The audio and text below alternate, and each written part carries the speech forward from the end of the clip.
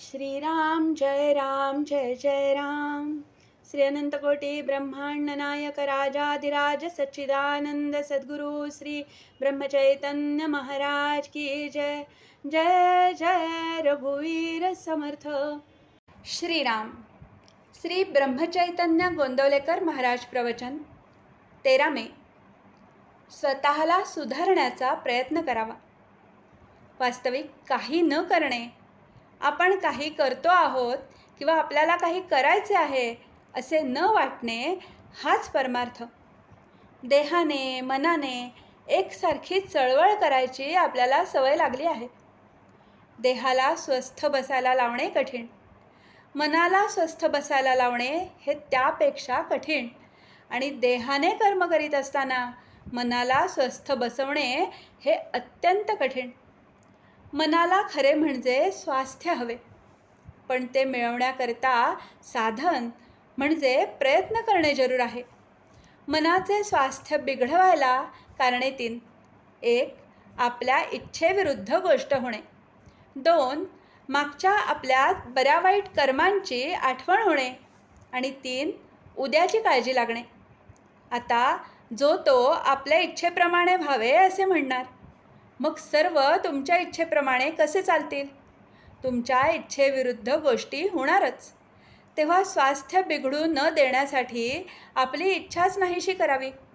अमुक गोष्ट मिळावी ही बुद्धीच नाही ठेवू. हाव सोडावी, लोकांची आस सोडावी. जे काही होते ते रामाच्या इच्छेने झाले म्हणावे. प्रत्येक गोष्ट रामाने केली म्हणणे म्हणजे अखंड भगवंताच्या अनुसंधानात राहणे. आपला अहंपणा खरोखर किती खोल गेला आहे पहा. समोर दिसत असलेल्या गोष्टीकडे बेमालूम डोळेझाक करून आपण आपल्या दोषांचे खापर बिनदिक्कत दुसऱ्यावर फोडायला तयार होतो.